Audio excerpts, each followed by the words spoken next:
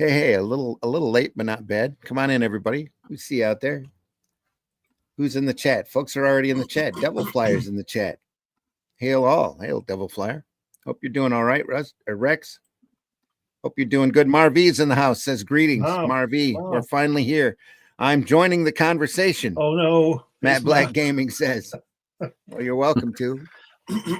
We got a great book to show you. I got to go through and switch my Facebook around here now that we're up and running. Give me just a second to do that. Here we go. Come on in, everybody from Facebook. We see you out there. We're glad you're there. And you were glad that you waited for us. We're starting a little late, but we're going to get things underway.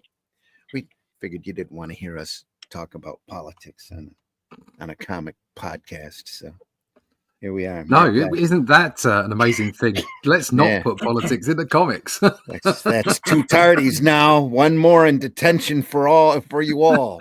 All right. Thanks, Matt Black. Well, it's better to be here than to not be here. 2 weeks ago, we had trouble with our StreamYard. So, no, you had trouble with the StreamYard. I didn't have any. We were ready. StreamYard was I was ready too. The main StreamYard wasn't going to kick us in unless we had the secret code.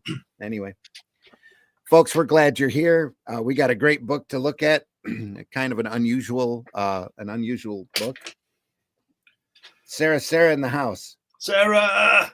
She says, Glenn. Carrie says, hey, gents. Glad you're here, Carrie. Thanks for joining us. She says, hello. Where's Rex? We're not sure where Rex is. Carrie, he's around. He did post in the chat there. It says, hail all. Yeah. He's just not here. He might be having a hard time with his getting his internet up and running. We'll get him to put some red stripy jumpers on and see if we can see him from orbit. Yeah, I think he is on. It's just that his delay is so long. It's going to take 4 weeks before he answers. Oh, that could be too. Yeah, he's had a lot of delay problems. StreamYard apparently, or whatever, is glitching up on us with him.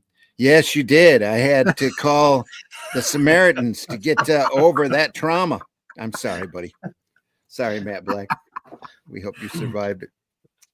I did make a note on my Facebook that we weren't going to be on because of StreamYard problems, but nobody goes to my Facebook page anyway. Because someone was on strike. Yeah. Oh, no. They were, we need better. We're going to do a security test. Let's throw everybody off StreamYard and see who can get back in. Well, in order to get back in, you got to have the secret code. So the secret code. I had to get that from the boss. So see, Russ, the secret code. Don't tell them, Pike. Yeah, thanks. Don't tell them, Pike. Joke's on you, bitch. I love this shit. All the more fun at podcasting right there. Here we go, folks. Going to run the opening. We'll get this underway. Here we are.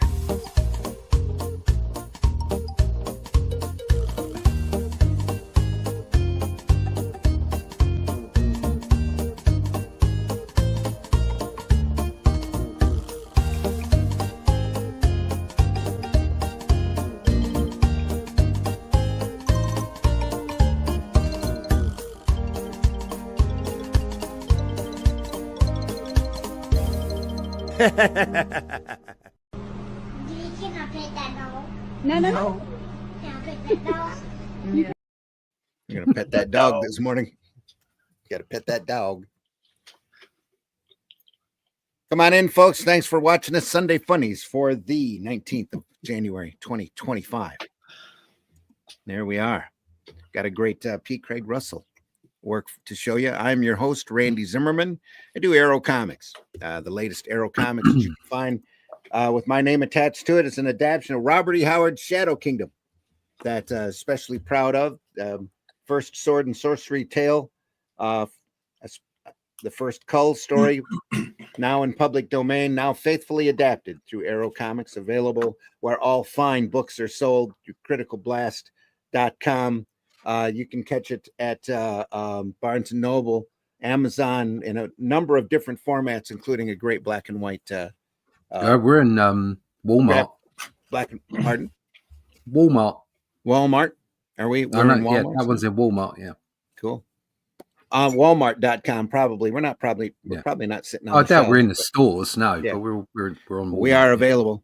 So totally available. Plus Atlantean, number 1. Yeah. Using those characters from the Shadow Kingdom, Russ and I are doing the further adventures of Cullen Brule and the situation that they have tracking down a race of shape-shifting lizard people. So all great fun. Great artwork in black and white. If you love the old Savage Sword of Conan, you're going to love the Atlantean.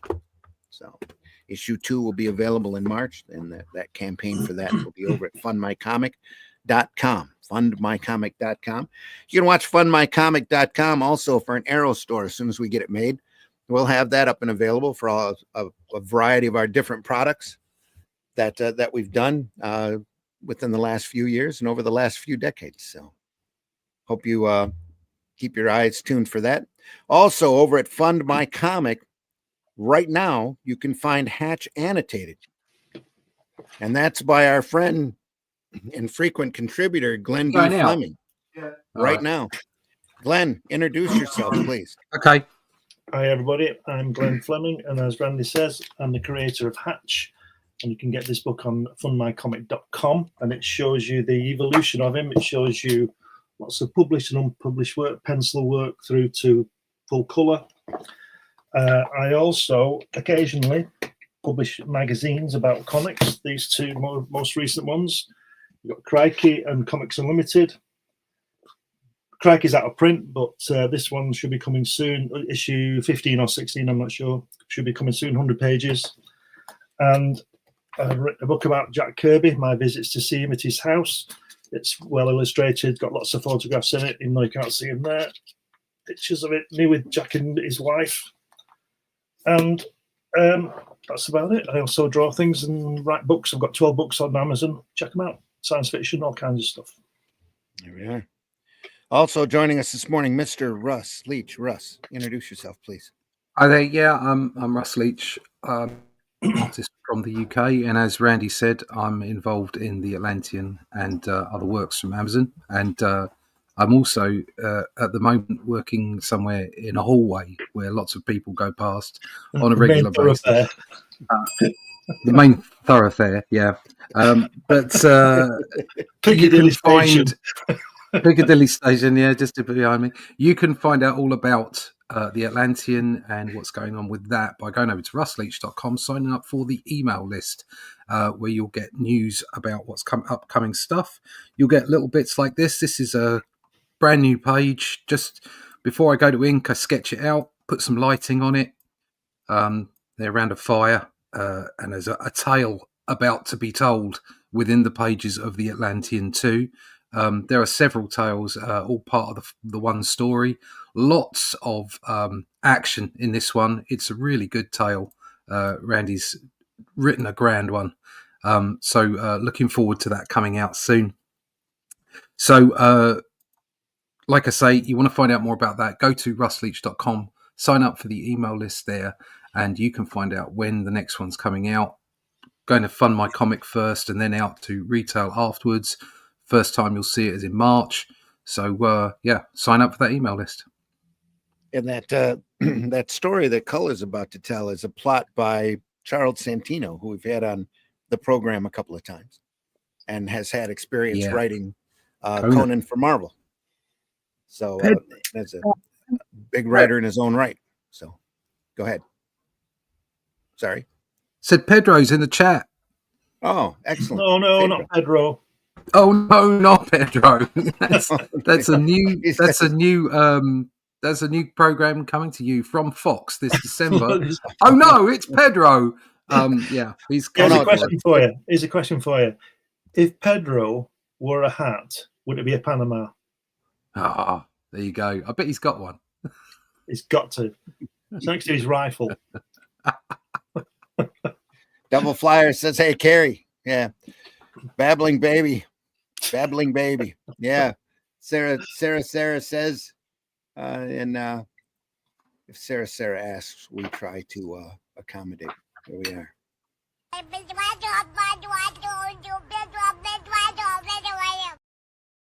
Election season is over. So you might see a little bit less of that babbling going on. So here we are. Oh no, it's Glenn. Hey Russ, hey Randy, Pedro in the house. Yeah. Pedro says, not Pedro. Sarah says, oh, I don't know if I've seen the inside of the book yet. I have the DVD and now I want the book. LOL. There we are. LOL. You too. She says, I always ask for the babbling baby. Yes. Any day, or my day is now complete. Our day is now complete because Pedro has joined us here online. Oh no, Yeah, no. Okay, my reason to be here is entirely selfish. I miss Glenn. So that's the reason why I'm here. There we are. Well, I was coming to see you, Pedro, but they won't let me in that canal. Apparently it's all crumbling and they want too much tax from me. Also, I must address that hat remark. Oh. The Panama hat is not really Panamanian. It's from Ecuador. No. Wow. Same place. You've got to remember, we're all point of racist view. here. We're racist white people. You're all the same. Isn't Panama like Ecuador's Scotland to the north of the Not border? really, because the Andes are quite far away from here. But that's the thing, like it's called the Panama hat because of the fiber. It's from the Panama Andes. tree. All right. We're on the end of the wristies. And also, when Teddy Roosevelt came to Panama, they gave him an Ecuadorian hat, and then he called it a Panama hat. So, yeah, there's different levels of racism going in there, which we love down here. Ecuador is pissed. I've been to the Andes. I know all about the Andes Mountains. Yeah. Russ just said, Andes, they're at the end of our wristies. Big sombreros are Mexican. The Panamanian hat is called the sombrero pintado, and I don't wear it because of my shaded skin. I look ridiculous in it. It's something Nothing to do with the shade of your skin, Pedro. No. Well, that too. But yeah, I like to keep things civil. So I found the least offensive excuse. So it's my color of skin. that and his sombrero matches his poncho, and his poncho is currently at the cleaners. Yeah, exactly. And a little cheroot while you're shooting people. Oh, yeah, the coca leaf, so I can work great distances through the mountains we don't have. Yeah. All that. Oh, no. And that is the end of today's show. Yeah. I derailed everything. I'm sorry. Yeah. We're here to talk about comics. Sarah says, vote for Pedro. I'm sure you've heard that a lot. Oh, yeah, dude. Like, the thing is, like, I should have ran from office when that movie came about. It would have been way easier, but I'm an idiot, so I did it. Well, you should have ran from office, not from office. There you are. No, dude, you want to run from office when you're in Latin America. The corruption is just wow. Like you get out of that a millionaire out of there. Wow, there's so many like 2.8 average idiots with houses and yachts just because they ran for office. It's no different up here. It's just that they're figuring out now that it's illegal, so they just made it entirely legal. Yeah, Randy, what you don't know is that if you accuse somebody of corruption down here, they get offended. Yeah. Yeah, there's like, how dare you, sir, with the Rolex? It's just like, yeah. That's not a bribe. That's a lobbyist gift. Exactly. It comes with the office, sir. Matt Black says, damn, I was wrong. It's a baseball cap. Damn you, Pedro, for removing my vision of a big sombrero. LOL. I just like to keep people on their toes, you know. It's just like, wow, like I can give you. Do. Yeah, okay, right. You can see it back there, but I have my plantain machete, which is very telling that I'm the Caribbean, but I'm not just gonna show that. That would be like 4D chess racism against myself. Man, we're not here for that. Night Music 1, folks. Pete Craig Russell. Oh yeah. My copy's a little singed. I rescued it from a fire, but I've never seen this. It's going to be good. This is from Eclipse. If anybody remembers Eclipse comics from way back when, the original price on this was $4.95. Quite an expensive book in its day. Written and illustrated by Pete Craig Russell. Lettering by Tom Orzechowski. When was it published? It was published in Early 80s, late 70s, early 80s? 79. November of 1979. There you go. Wow. Not too Great year. Over 40 years. Yeah. There is an introduction by the great Steranko from October of 79. Randy, I don't know if you know this, but your camera is throwing. Yeah. It is. Yeah. Gotta get it to stop here. It's got excited for the book. Yeah. It's just excited. It's turgid. It's an old camera, so every That's all right. It's all right. every chance it has to get excited, especially that. Yeah, exactly. It's an event. It's an event. Once you get that old, don't waste it ever. Oof, ever. This Oh, book dude. this book with affection and gratitude, dedicated to Dan Atkins. Dan Atkins. Breakdown on the Starship Remembrance. Dude, look at that ink work, man. Inks and Yeah, zipatone that's work. nice. Just amazing, Yeah. amazing stuff here. Yeah. Some great artwork. Great stories.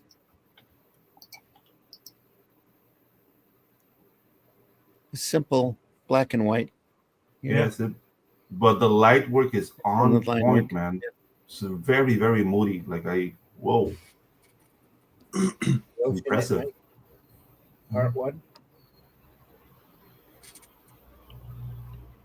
Just a hint of zipatone here and there, just to keep things broken up. So it's done in the 70s when zipatone was king, long before Photoshop. Yeah. You lay down a screen. Zipatone was like a sticky saran wrap with dots printed on it. Clear. Everything else was clear except for a pattern. And you'd lay it down and get a great gray tone when you photographed it. Yeah. That panel on the second page, the second panel with the heads, so the three looks very thick code, doesn't it? It does. Yeah. Yep. Very much so. But he's really lighting. he's really playing with the underlighting. If you notice, like he's not really like attaching to reality. It's just like the mood. Like the underlighting gives like this mysterious air to everything. So more than likely, all those doodads behind on the first panel on the second page, those should be influencing the lighting of the room. No, the second page. Yeah. They should be influencing the lighting of the room, but he chose to keep everything in black just for the dramatic hit on the character from the screen. Like, dude, this is really well thought out, man. It's that first panel is very Steranko to me. Yeah. Oh yeah, there's a lot. Yeah, there's a lot of strength here. Mm-hmm. Yeah, Sarah says like this book got saved before it was completely turned to ash. Like I want to hear that story too. You know, like, was it a car fire? Or was it like a no? It's fire? Like, a friend of mine at the time had a house fire. oh, okay. He was a comic collector and didn't want this stuff, so I said, "Oh, I can use it just for the art. Let me take this." I ended up with this book and Mobius and Lee's Silver Surfer book. Okay. Got some hard fire damage to it. If I run across that copy, we'll Judgment look at it. Day. So when the fire was raging, instead of grabbing that Picasso, you got P. Craig Russell. No. After the fire was done, they were sifting through the ashes and salvaging whatever they could. Yeah, it survived. I don't know, man. Like I just get like ideas in my head. I picture the guy saving his comics, like all the collections out. Oh my God, my children! And then he goes back into the fire. That's what I'm saying. That lost Picasso's there. You know? My family's wiped out. But I've got my comics. It's like my wife. Okay, wait. Okay, it's too early for that. Too early. Let's keep talking comics, guys. So we started late because we weren't talking comics. Mm-hmm. It was all my fault. I take responsibility. Good. That top there is real Steranko, isn't it? Influence Yeah. running through the, those panels. Yeah, Back very when dynamic everybody voicing, was artistic. voicing Yeah. though. And I have yeah. to say that bottom left with that zipper tone is superb. Mm. The bottom left panel, no, on the other side. Oh, here. That guy. Yeah. Yeah. Whoa. Yeah, dude. Fantastic. Not that I never use it, but there you go. Mm-hmm. He really knows how to play with the light, man. It was a Fantastic. tool at the time. Nobody, nobody uses it anymore. I did a lot of supermarket illustrations using that stuff back in 1979. Mm-hmm. Yeah. It's like dual shade board though. It's real easy to get carried away with it. You Yeah. just over abuse it. This is, Matt Black says, I was thinking of something funny to say about the house fire, but with the current situation in LA, I'll give it a miss. Did he save the cat? He did save the cat. He did save the cat. Did. Whoa. Sorry about that. Somebody Let me heard mute for a cat second. over Okay, it in was funky. Panama. Yeah. Says he still got the cat? Can I say something outrageous? You can? Oh, For the Why- record, why- the ones that, why stop that now? cook cats are Haitians. Okay, we're not that fond of cats down here. see if you can say something more outrageous than that. Yeah. This Yeah. this lettering, right? This lettering, Mr. Ozikowski, whatever it's called, Tom makes Orzechowski, yeah. makes mine look good. It's early here. It's the 70s. This- Tom went on to He's a Tom's- professional artist. yeah, Tom's gone on to do professional work at Marvel for decades. He's brilliant. I'm just saying that this lettering makes mine look good. Okay. I didn't find that very outrageous, but I understand. Well, not compared to the previous comments, no. Someone is ringing Pedro to tell him he's on YouTube. Ha ha. Actually, yes, it's an aunt. And she said TV, not YouTube. So, quite Oh, it's your mum. Oh, my mom's doing great. She's making pancakes. Pancakes. He's a big fan of the show. Hi, Pedro's mom. So I was watching YouTube and suddenly your face showed up. What's going on? Just like Yeah, you know, my listening mom to is old- all into old farts. comics. I was gonna say she's just into listening to old farts talking comics. Yeah. Are you eating enough? I don't know. She just turned 80, but she's sharp as a tack, man. Like, she keeps me on my toes. That's what they're supposed to do. Yeah. LOL, mum. Yep. Like this panel. Look at all that detail. Look, Yeah, it's fabulous. Yeah, let's see some but body I don't think they should have put the tone on there because we're losing that detail.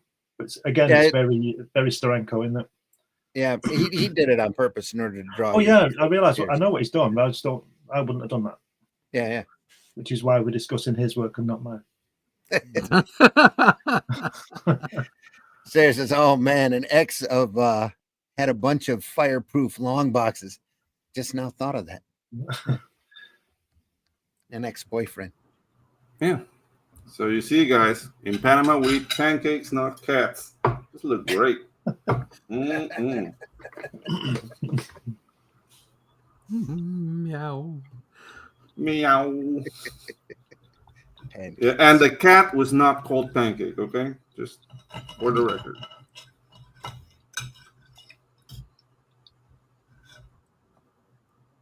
get that little subtle on the zipper tone here and there. Couple different shades here. Still beautifully done. Look at the line work on this. Real nice. Yeah. No SketchUp on that one. Yeah. So good, man. Even though, like, you notice, like the monument little, like, I don't know, the things that's gray. Color here. Yeah, it's very flat, but the coloring makes it pop. Yeah. Mhm. You know, like the gray tones actually would be coloring. That would be, but the gray makes it pop. Like, dude, this is really well. This is a guy that knows what he's doing. Yeah. And we've looked at Russell's work before with the Elric material. Wow. Look at that. Dry brushwork here. Beautifully done. Lovely, isn't it? Look at that. Very I think 70s. this is so much better than that Elric book. Yeah. Sorry, but it is. It's like that Jean Day book that we looked at. Man, about 6 months, maybe 8 months ago. It's right during the same period. A lot of zipatone, a lot of beautiful black and white illustrative work. It's really at a peak for this kind of material, I think. Just love this whole layout. Yeah. Yeah, it's good, that, isn't it? There's a little extra space at the bottom for the lettering. Except for the stars. The stars are too big. Otherwise, Yeah. It's always difficult to do stars oversized like that because you never know how much of that stuff's going to disappear. Yeah, exactly. Like, you're at the mercy of the printers, so Yeah. I guess he went on the safe side. Yeah. But it's a nice moon. Yeah, Beautiful moon. The moon's Almost nice. photographic there. Yeah. But again, the panel that's catching my eye is the bottom right panel, the one with the the bottom left. Sorry, or of the first page. The one with the light. Yeah, dude. Like how the halo of light accentuates the shadows on him. Yeah. You know, because they're like the sipitone, like defining what like the light's hitting. Yeah. Yeah, and then like the shadows of him look like if you squint, like everything is volumetric. You know what I mean? Like you can feel like the volume and the depth of the, and it's done simply. You just have to know what you're doing. Mm-hmm. Yeah. Matt, Sarah says, I love the depth of the eyes that are added in here. Yeah, it's a bit Gil Caney, that shot, isn't it? Very much so, yeah. Up the nose shot like that. Gil's known for that. Nose. Yeah, I was thinking the same, Russ. The moon almost could be a photo. Yeah. Yeah. Almost. Yeah. The moon. Done all dry brush La Luna. work here. It does almost look like he used a photograph on it, though. Yeah. Probably.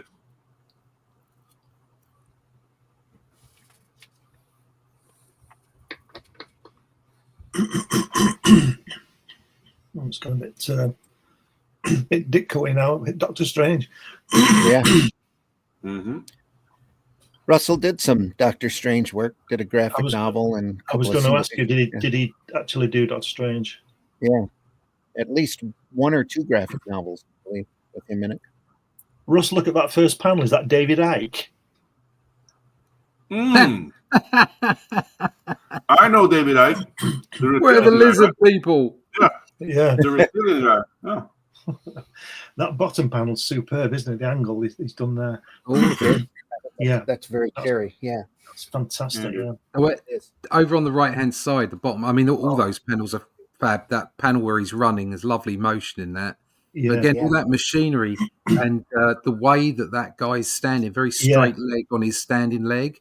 Yes. And the floor being the bottom of the panel is so Steranko. Yeah, and you can tell on his knees as well, can't you? The knees he's drawn, the Steranko knees. Fantastic, isn't it? The harsh lighting and the inking here very much got that feel to it. Go ahead, Pedro. Glenn, I blame you for this. You have to say David Icke. Now I can't talk about comics.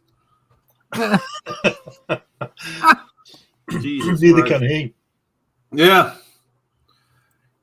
He did interview like an African shaman. That was my favorite video for like 3 years about reptilians. But yeah, about the moon. Yeah, about La Luna. La Luna. I interviewed David Icke for my undercover magazine back in the 90s. Why would you do that to yourself? because I wanted to see what he was about. Oh, well. Interviewed him in person. Really? Yeah. He's Cool. a pleasant fellow, isn't he? He's all right. Yeah, he's okay. Yeah. He just throws things in. It's Yeah. really weird. You're speaking to him. He'll be talking about, the lizard people, and he'll throw in that the Rockefellers have had an intergalactic starship since 1901. Nice. And then he'll just say, "Do you want some more tea or another beer or something?" He throws it in like, "Oh no, it started raining. Do you want some tea?" You know what I mean? It's a galactic starship. Very interesting. Wow, those people really like eyes. They're almost in every page you turn. Yeah, this is all P. Craig Russell's work here, Sarah. This is one The person. windows are the eyes to the soul, said a hippie at some point. Probably the short story work, just like the Gene Day book that we looked at some months back. A bunch of short story work before they became full-fledged professionals. So yeah, you're going to see a lot of influence from Ditko and Steranko and those people that he cut his teeth on, because that's what influenced his artwork. Yeah. Best What he form of loved. flattery. Looked at. Yeah, exactly. See a little bit of Wally Wood in here, a little bit of Frazetta maybe in the machinery No. here and there. Yeah. Little Gil Kane, like we mentioned earlier. Gil was really big at working at Marvel at this point, doing a lot of covers, a lot of up the nose shots. Yeah. Mm-hmm. Those are difficult, bro.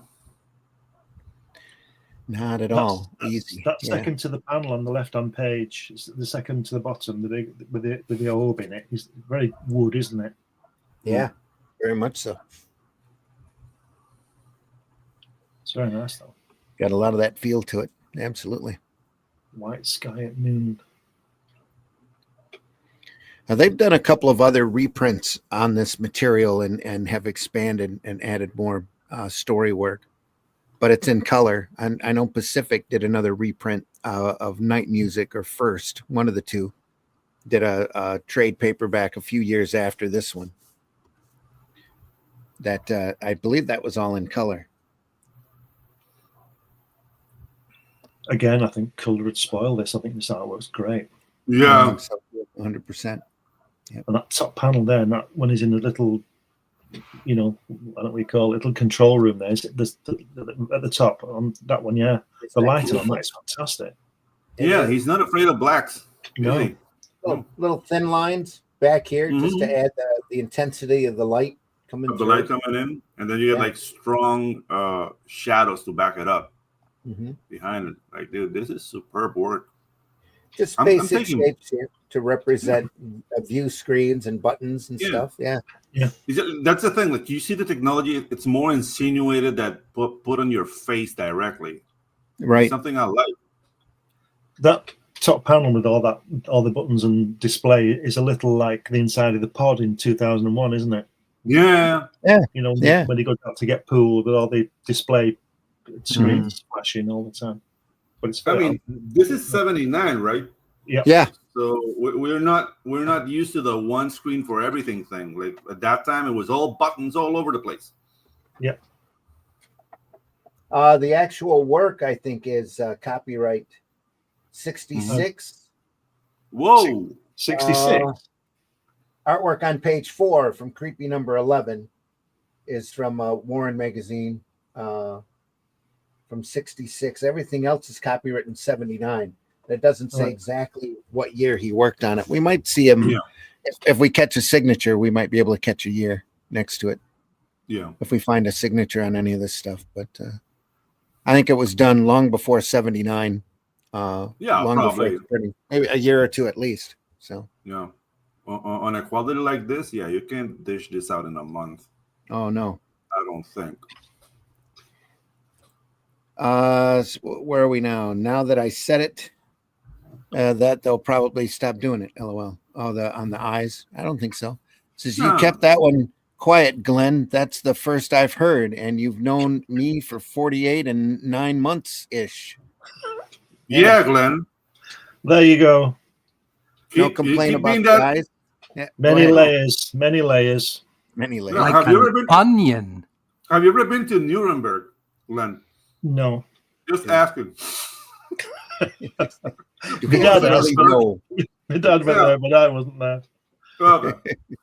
No complain about Glens the are eyes. That's like- one of the first things that gets attention when I look at someone. Yes, sir. Gotcha. Glens are like onions. They have Yeah. layers. Mhm. They have layers. What? No. Oh, look at that. Look at that. Oh my god, that's awesome. Wow. That's amazing. This is such an upgrade from that last book. Yeah, I didn't like that Elric at all. That face, the lit face, fourth panel on, that's a little Barry Windsor Smith-esque. Yeah, it is. Yep. You can see a lot of that influence there.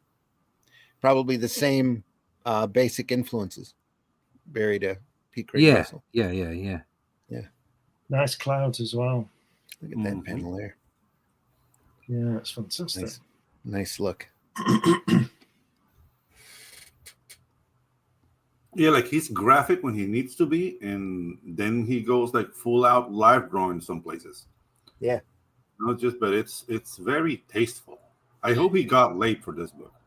Get the line work. That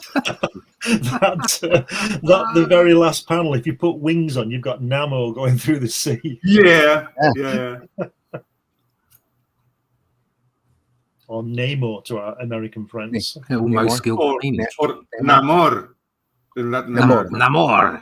I am El Namor. niño sin amor. Let's discuss was it, the Namor.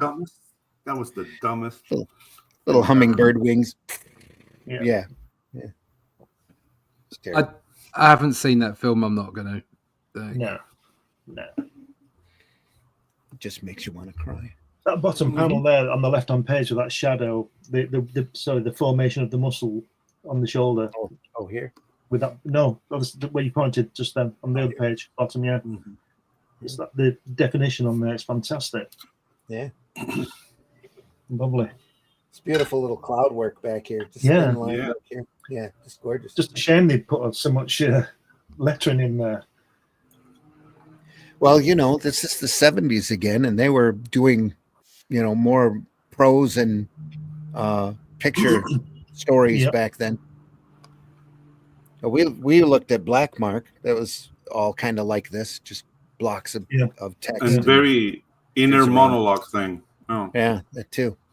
I just think they could have lost a little bit of the clouds and put that text further up and add a bit more of the guy, but that's just a choice. Yeah. Yeah, but it's all, there's really no dialogue. This feels very like David Lynch's Dune. A lot of like thinking going on. And this is before that. Yeah, exactly. Man, David Lynch, rest in peace. He was not the right director for that movie. I enjoyed it. It was good. I thought I he did liked a fantastic job with what he had. Yeah, I liked it because I love the books, but the book is just inner monologue, most of it, and that doesn't translate way good into movies. You know how many close-up of Kyle MacLachlan raising an arrow, thinking about something in that movie, like count it and take a shot. You won't get past like half the movie. Yeah. Apparently, there's I might be wrong on this. You might be able to put me right. There's Patrick Stewart was in it. Captain Picard was in June. Yeah, it was Gurney Halleck. There's something like 15 minutes of him cut out. Yeah, there is. Because that character isn't developed. Is it? What's he called? Gurney Halleck. Gurney, yeah. He's not developed at all, is it? He's suddenly sort of in it, and then he's not in it after a minute. And I read somewhere, or I heard somewhere, there's 15 minutes or so of it of other. There's a lot scenes. of there. Yeah. There's the thing with Gurney Halleck's story is that his development is in the first third of the book while the Atreides are still in power. So you see, like he was a slave on Gidi Prime with the Harkonnens. He got like the scar on his jawline by a whip by the Beast Raban.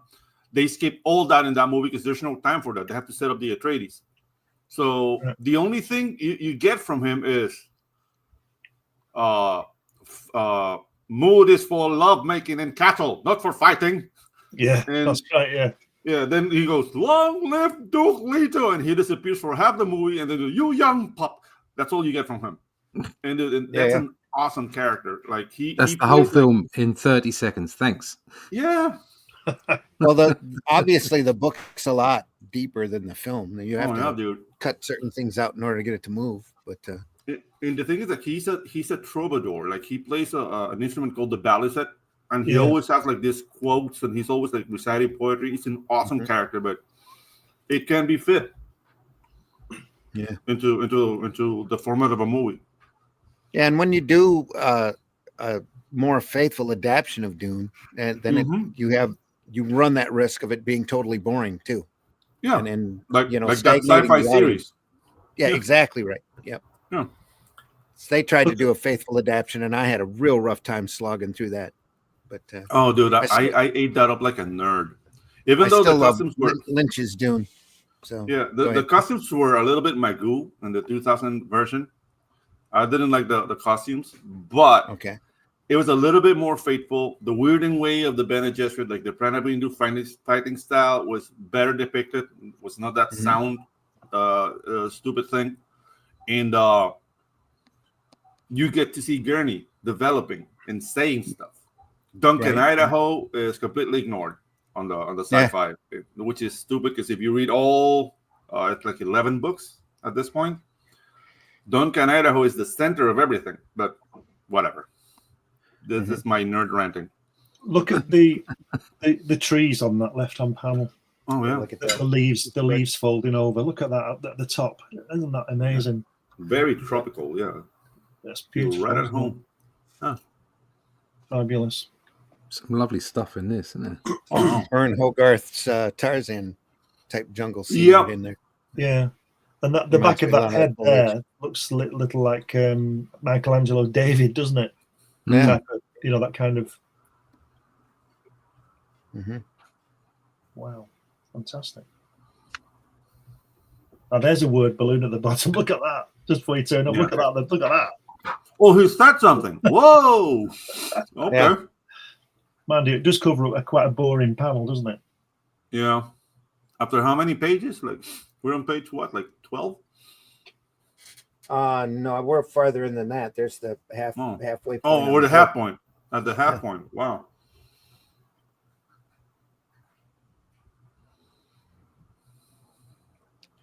Try to center that. There Has we are. Russell written this as well?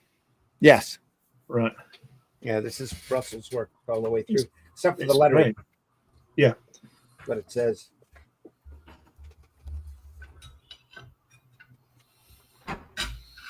Yeah, written and Oh, yeah. illustrated by Yeah. Russell. Lettered That's by fantastic. Ertikowski. Yeah. Hey, listen, the scary thing about P. Craig Russell is only 4 years older than I am.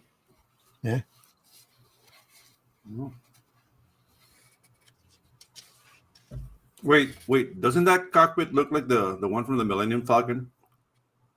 Here, Yes. Yeah. Yes. It's like, whoa, wait a minute. just a Where's little. Chewie in hand? Yeah. Mhm.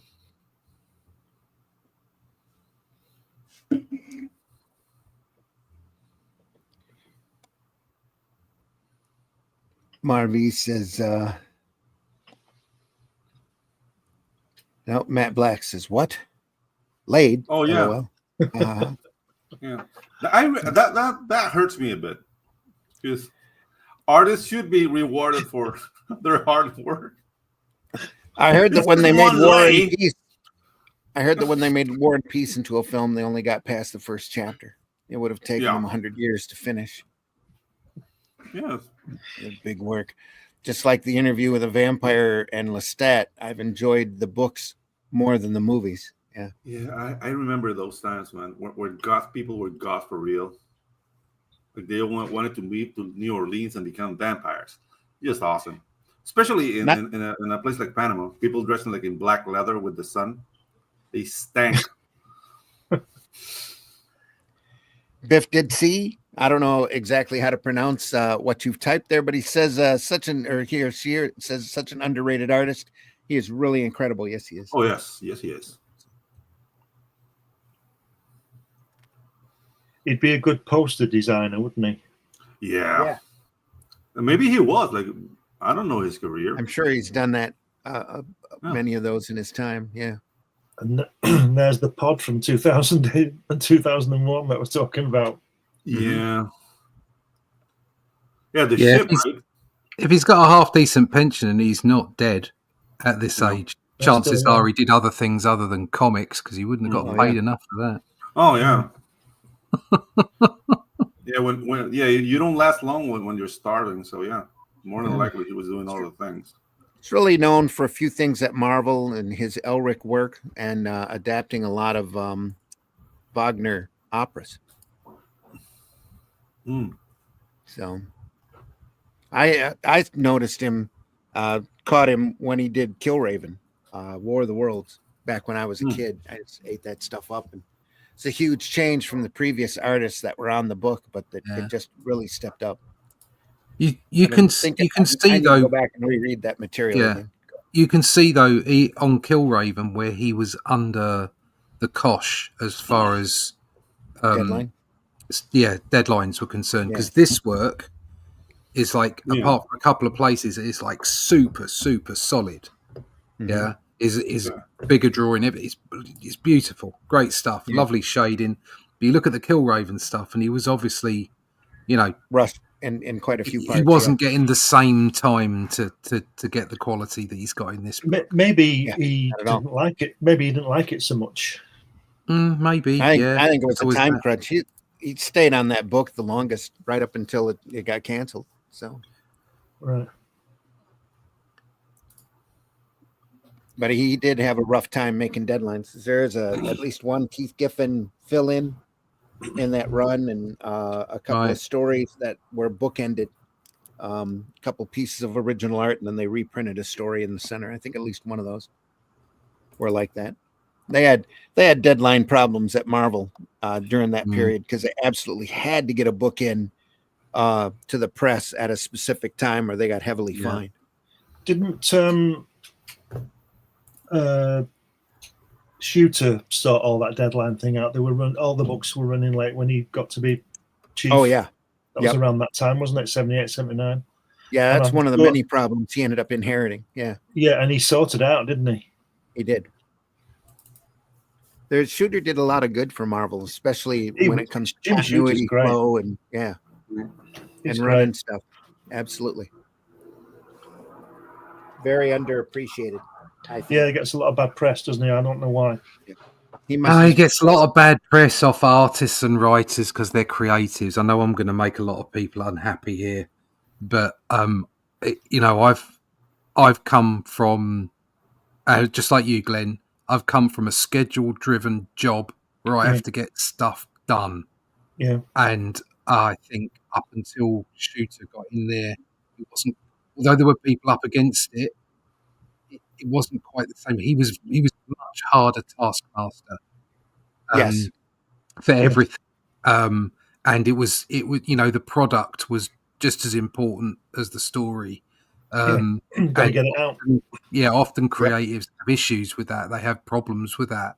So it instantly put them at loggerheads. I personally wouldn't have had an issue with it because, like you, I've been, in industries where it was, get it done or leave.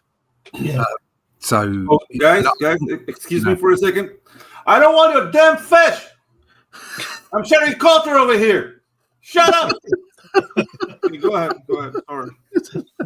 We should tell everybody who's not aware, Pedro's in Panama right now. So. Yeah. Allegedly. And the fishmonger comes about with a megaphone every morning, spelling his schlop. Making me look bad. I think he's in his villa on the top of the Andes. No. Yeah, the Panamanian Andes. Yeah. I'm just going to call you B, whoever you are, with the fantastic Burgess Meredith icon there. He's still alive. First discovered him for his Elric books. His style is very reminiscent of Alphonse Mucha and other Art Nouveau artists. Yes, very much, very, very influenced by that. Absolutely. More eyes, Sarah, right there. Yeah, see, there's a lot of eyes everywhere. Yeah. trying to be a man of culture over here. Sorry. That's an interesting panel. Oh yeah, dude.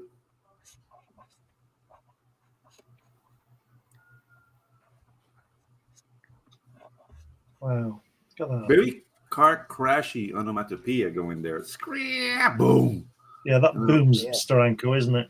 Yeah. Very much. It's that I know what this is reminding me of more than anything else in What's that? these pages, and that's Whatever Happened to Scorpio, which was yes, Nick Fury, Agent of Shield, Yeah. Steranko, Yeah, spectacular. Nick Fury at Shield 1, wasn't it? That? Yeah, and that particular story, there's so many bits in this that are jumping out that make me think of that story.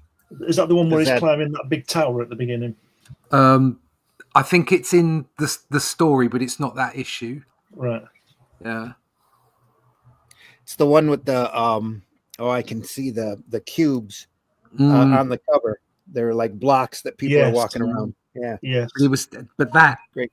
feel, everything about that is very much here, Mm-hmm.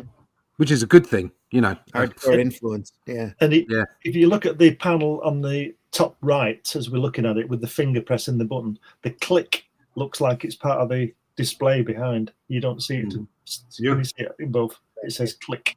Oh God, yes, That's the Steranko. very, Isn't- yeah, superb. Nice anatomy on that boy pouring that whatever it is on that. Yeah. Isn't it? Yeah. It's Mm. great. Yeah, lovely balance in him. Yeah, Yeah, not over muscular, just no, nicely trimmed, you know. Mm-hmm. Boom.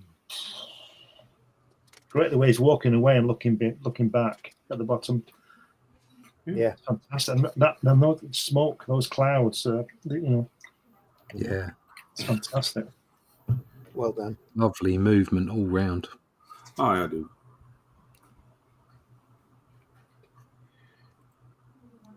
Matt says, top right panel. Is he doing a crossword puzzle? It does seem like, yeah. Does kind of. That's a control board Oh, behind him. and if you look under the thing on the black, it looks like it says wood. Can you see it? Just under there. Right Or is there. it just my screen? It might be your screen. That's just I don't the see line it. we're carrying. You're Right. seeing things. I'm You see, seeing that's things. what you get for interviewing David I'm Icke. looking too closely at it. David Icke. I'll go and stand on top of the Andes and look at it Yeah, do that. from Panama. You might not see it then either. For a crossed spamoiking that So- goes boom something that goes forward. boom. Something that goes boom forward. Yeah. Brilliant. Oh, look at this. Look what it's called. Alternative ending 1. He couldn't make his mind up how to finish it.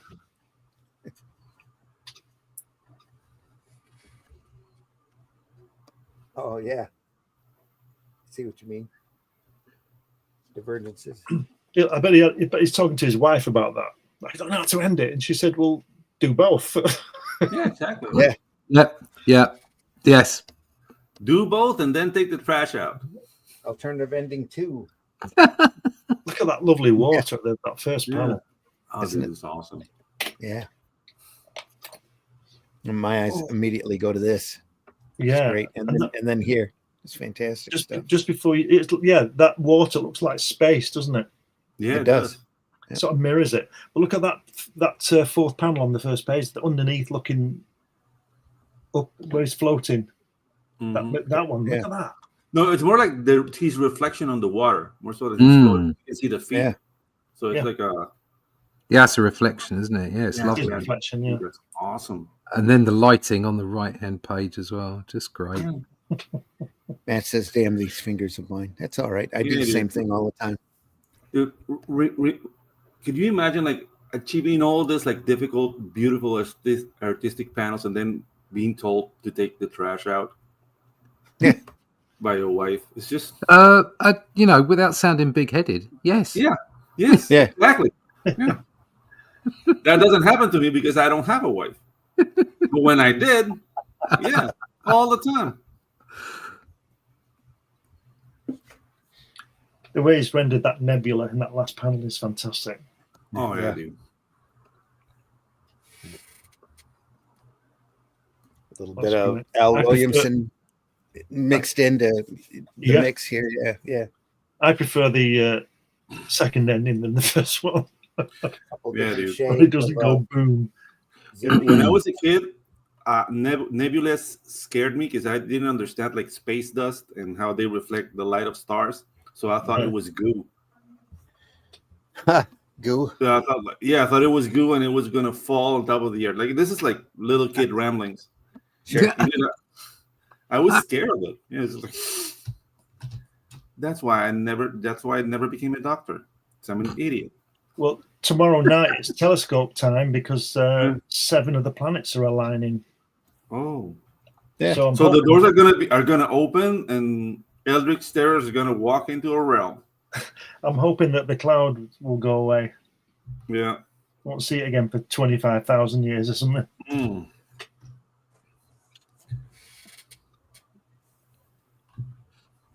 That's a great nerd date. What? Yeah, like, honey, the planets are aligning. Is that trash out yet? Preview of some work in progress at this point. Fragment of a dream. Beulah in the sea. That bottom panel, Steranko again, with that plane. Yeah. Fantastic. Fragment. And the thing is, like, he did it directly on the horizon line. Yeah. Which is dangerous because that kind of destroys the. You want to put like the last line of the drawing under or above the horizon line, depending on the perspective you're using, but don't put it like right on it. But I don't mind it in this. Like it actually works. Yeah. Shadowhawk Talks is in the house. Good morning, all. It's up, Good morning, Hawk. Shadowhawk. Glad you're here with us.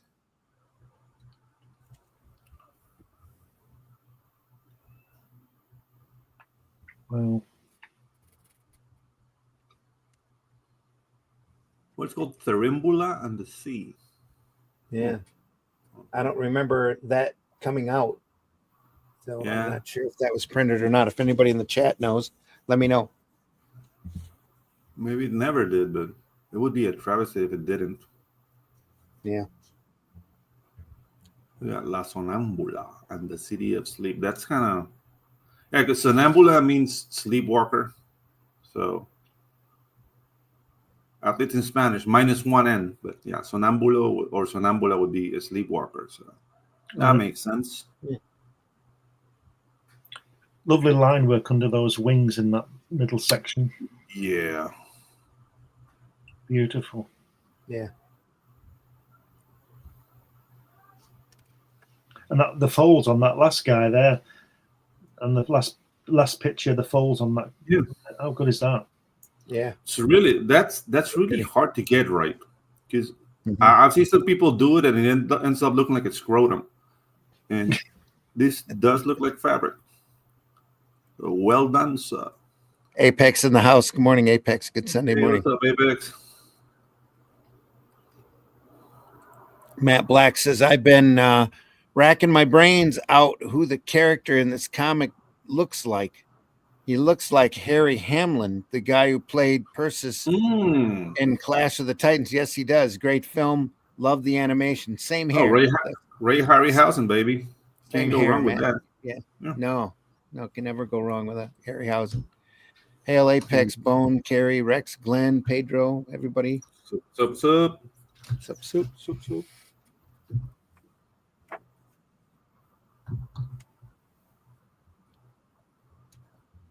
Those stars are awful, aren't they? That's just a real letdown, isn't it? Oh yeah. What the hell, man? They don't look like that, do they? So it's made to be surrealistic to kind of put you in that fantasy setting, right? Okay. Oh, it took me out. And that odd-shaped sun Yeah, it does. Yeah. or moon, whatever it is. No, the little one below it. Oh, here. Yeah. Yeah, that is kind of goofy, Yeah, especially with this Yeah. draping over it. I mean, it's a work in progress. He had plans for that, I think. The stars, there's no excuse for that, but Yeah. Yeah, that little like oblong shape down there might have been something for the dragon, like maybe like a portal. Like who knows? Though you see a reflection in the water on the weird shaped balloon, but not from the moon. No. So what's Yeah. yeah. Yeah. That's why I'm very like I don't like showing work in Little straight progress dragon. because I mean your ideas are not all there yet, and then you open yourself for scrutiny like this. But And hey, he again, put this it was out, so yeah, 40 some years ago. So yeah. 45, 6 years ago. Mm-hmm. Beautiful work still, though. Yeah, Yeah. still. I don't mind those stars if he meant it to throw people out of to it kind of like a signal that this is a more of a fantasy work than anything Like a realistic. dreamscape. Yeah. Element. Well, it is the fragment from the city of sleep, the fragment of a dream. So Yeah. we got more stars going on over The here. La Sonambula. That sounds like a Mexican wrestler. La Sonambula. Dun dun dun. Yep. Apex says, "Hail, everybody." What's up? Marvis, welcome. Apex Shadowhawk. Apex says, P. Craig Russell art. Yes, it is. Yep. We're looking at Night Music 1 from Eclipse, an old beat up copy I rescued from a fire. From a fire. That's That sounds very dramatic. Artwork is too pretty to ignore at this point. Yeah. Yeah. I was going through looking for stuff to show on Sunday Funnies and ran across this book. Said I've got to show this book, even though it's not really a large book or a one that not the same size like we look at, not as thick, not as many pages. It's still such beautiful artwork and line work just to show it off.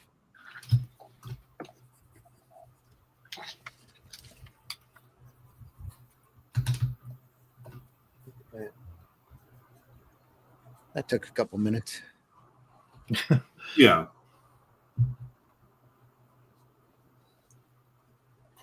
It's probably a good day's work into that at least. I would I think. think so. Yeah, or a long day. Very long day, a couple days maybe. Yeah, he's got to pencil it first, hasn't he? So Yeah. just think, if he'd have had a computer, he could have done it in 10 seconds. Sure. Yeah. I don't know about that though. Some AI program might have been able to do it pretty quick. Yeah. Yeah. I'm an artist. I typed ideas and the computer does it for me. Yeah. Yeah.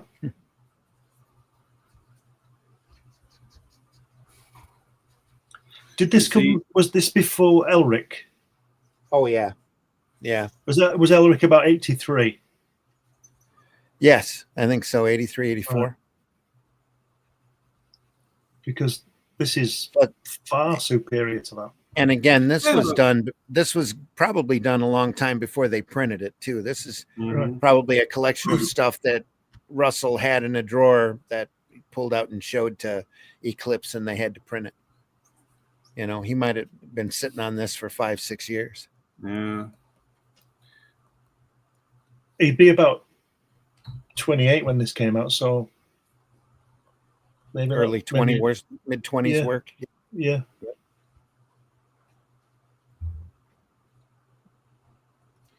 Apex says Night Music number 1 and 2. Was there a Night Music 3? I am not sure.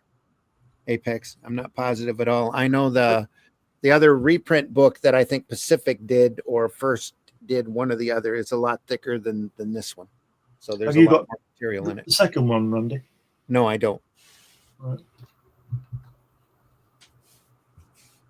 But if I run across it at a show at a good price, I'll get one, and we'll definitely look at it here.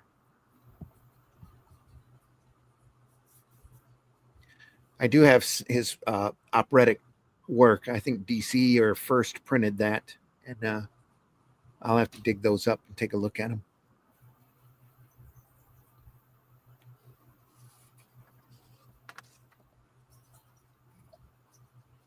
Wow.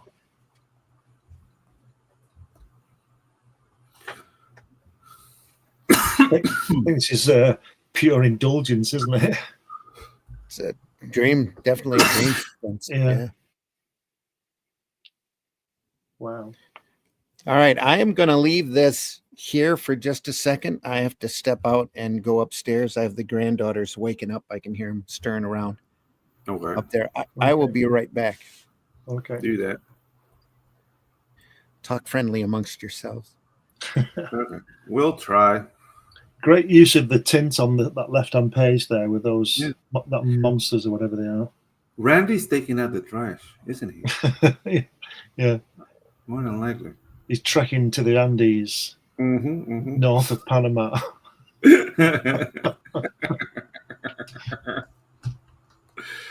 Ah, Jesus. He's going to Limon in Costa Rica. Oh, Costa Rica is not. It's not that great anymore. It has gotten very expensive for expats. Right. Yeah, and that's a cycle that happens. Like, oh, this is the best country to live, and then the locals learn it's the best country to live, and then all the prices go up. And then they'll go north. Yeah. So right now, Argentina is a nice spot to go. They're a recovering economy, so if you go down now, you can get like reslate for really cheap, and things are gonna look good for Argentina in a couple of years. So, if any of you guys are thinking of escaping Europe, yeah, Argentina is a good way to go. Just like the Germans did in World War II, you know. I thought they went to Paraguay. Oh no, they went to Argentina, Chile, Uruguay, and Paraguay. Like there's a bike factory in Argentina. When still today you can feel like you can get like the gunpowder residue, like the mix the Germans used. They were making bullets for the Fourth Reich, but they got caught. So yeah, rich history. Sounds great. Prime real estate. What else can? Yeah. Oh yeah, you're British, so yeah, that's the thing. 1982 might be a little bit touchy, yeah. But either way, like, have you ever seen how the Malvinas, the Falklands, sorry, the Malvinas Islands look like? It's a dump. It's just like grass and rock. There's not much going on there, but. Yeah. Just strategically important. Yeah. A lot of oil around there. Oh, dude, like Argentina right now has like the third biggest like natural gas reserves.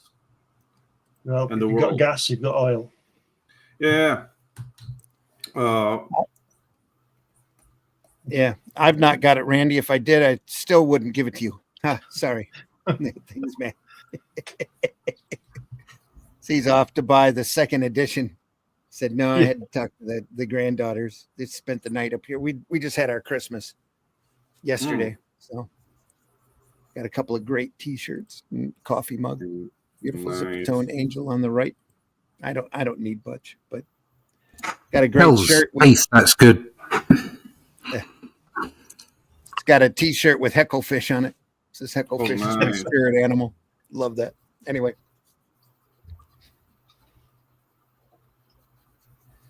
I've got he's off to second edition. Beautiful.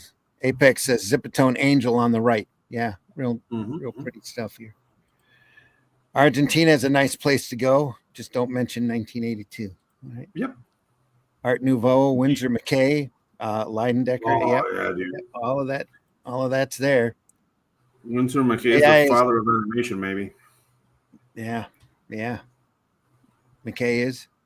Yeah. Yep. Dirty. He started animating. Dinosaur. Yeah, right. But he did that even before like the proper technology for registry was invented. So he did all that by memory and marking the pages with little crosses. Mm-hmm. That guy was insane. Registration marks. Yeah. AI has been used in manga. I saw this on a French news channel. Japanese became lazy too. Never thought they would do that. They're so traditional. Well, oh, dude, like to understand that, because the things like I've interviewed manga artists down here. They came for a con, and the thing is, like, you have an artist, but he has 6 artists under him doing back. Some like manga artists only do the faces. So it's a completely different what do you say, industry. So if they're using AI, it's to cut up the 6 artists coming below them. Like, that's what they're doing. And yeah. Whole That's different idea behind the assembly line too. Yeah. You know, they have That's the thing. Like, some people say, like, we should imitate. Yeah, go ahead. Some people say, like, we should imitate, like, the Japanese work ethic, and no, because there's no respect for the artist either. It's like they call that down here maquila, you know, like that factory where everybody wants to jump out the window, so they put nets around it. It's kind of like that. So it's not good for the artist, man. I think we're building something better down here with the whole indie movement. We just have to find the right elements to make it more viable. But we got to keep control over our stuff. If not, I believe the indie movement is going to be controlled by the market.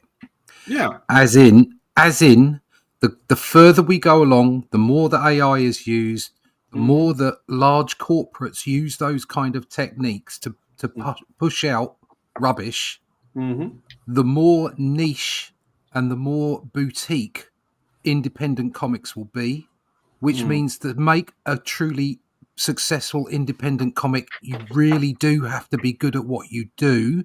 Ergo, at the moment, it's really difficult to be noticed because there's a sea of shit out there. All right. Exactly. And I'm not being arrogant here. I see lots of great artists all the time, and it's difficult to see their work and to find it by the by the normies, because it's just, there's so much stuff out there. This whole sort of anybody can make a comic. It's like, yeah, anybody can make a comic. Doesn't mean they should. They should. It's this X Factor world, okay? But what will happen is the market will say no. Indie comics will end up being these boutique things that are not done by AI, that are not done by corporate techniques, and people will seek them out in the way that they seek out vinyl, in the way that they seek out quality artworks. You will need to put on no AI used in this comic book on your front of your comic and stuff like that, and people will eventually seek it out. It won't be the vast majority of people, because the vast majority of people don't want vinyl. They're quite happy with, getting their music downloaded. Yeah. Quite happy with But Spotify. there's a percentage of people that really value quality and unique things and beauty, and those are the people that you will sell to. And actually, those people will pay just a little bit more for the quality. Yeah. I agree with everything. I agree with everything you said, Russ. Just with one element, like, we need to find a way to get out there more. Yes, without doubt. Yes, yeah. But yeah, like going vinyl, going like the way of vinyl, which is boutique and whatever. That's another element we have to keep. We have to keep our overhead costs manageable. Don't go crazy, because the thing is, like, you can give quality. I mean, it might take a little bit more time. If you need a team, keep it small. Take into account that this is going to be a boutique, small industry. And don't go crazy like, hey, I'm going to buy a building and put my name on it, and I need ladies waiting for me every time. Exactly. This is not about building empires. This is about making quality product, making quality comic books. Okay, not can I put this on a t-shirt? Nothing wrong with putting on a t-shirt. Nothing wrong with putting on a lunchbox. But that's not what we're here to do. Okay. Now, as far as distribution is concerned, we're selling quite a few Atlanteans at the moment on Amazon. Okay. Now, obviously, it's not enough. We need to sell thousands on Amazon. But I tell you what, if you do, considering that how big the shop window is, once we get over when this is the real trick, is exactly as you were saying, once we get over the aspect of making people aware that it's there, Amazon is actually quite a good delivery system via, like, I'll shout out Critical Blast here as well, where they're producing our books and putting it out there through retail marketplaces. It is a way of doing it. It's just a matter of getting people aware that those, quality items are out there for them to buy. So that's the extra job we need to do. Yeah. That goes back to your point earlier, Russ. I look at Amazon the same way that I look at global comics. There's so much stuff out there that you can get just completely watered, Yeah. lost in the mix. And there's such a level of ordinary or bad quality material out there that the cream has a very hard time rising to the top. Yes. Yeah. But it is. that's another thing, because I'm hearing a lot of criticism about like what people are calling like influencer comics. You know, like influencers like, I'm gonna make a comic book, and everybody goes, ugh. And yeah, maybe they don't have the quality, and that's undeniable. There's some books like I wouldn't even touch with a 10-foot pole, but they have the audience. Yeah. Yeah. You know what I mean? So instead of us sitting down here, I don't want to say bitching, but I can't find another word. Yeah. Yeah. Bitching about, oh my God, their comics are so bad, they keep selling. No, they have an element we don't have. They have the audience. So we have to build our audience. That's more work for us. Whatever. What else are we going to do after taking the trash?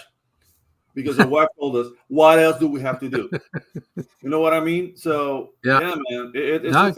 This is going to be a race of perseverance. It's going to be a race of who can hold up the most and who's ready to be efficient with its time in order to create its audience, create quality books. Maybe there's always something to sacrifice. So maybe it'll take more time making your books because you want to make them quality, and you have less time to draw because you have to build your audience. But it's viable. Like, okay, I can deliver 2 books a year. If you have like an Eric July level audience, $3 million twice a year, taking all the cost out and all the expenses, you can buy a nice house down in Panama, maybe and twice a year you can buy a whole family you can shoot, and nobody will do anything to you because you'll have that much money. Sorry, that was a Fast and the Apes down here. Catching up on the chat, B says X-Nay on the Ermengang. Yeah. Little pig Latin for the fans out there. Germans escaped to Argentina and South America, Chile, etc. Yeah. It's Chile. Chile, you make with beans and beef. It's a lot like the Yorkshire moorlands. Yeah. Yorkshire. Yorkshire.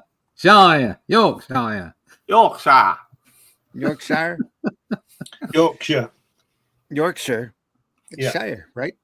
Yorkshire. Yeah, but that's not the way you say it. You don't say it. No. You say Yorkshire and Lancashire. Okay. Yorkshire. Sorry. That means that my wife's maiden name is Brookshire then, huh? Yeah. Yes. Instead of Brookshire. Yeah. Oh, okay. That's right. Yeah. Okay.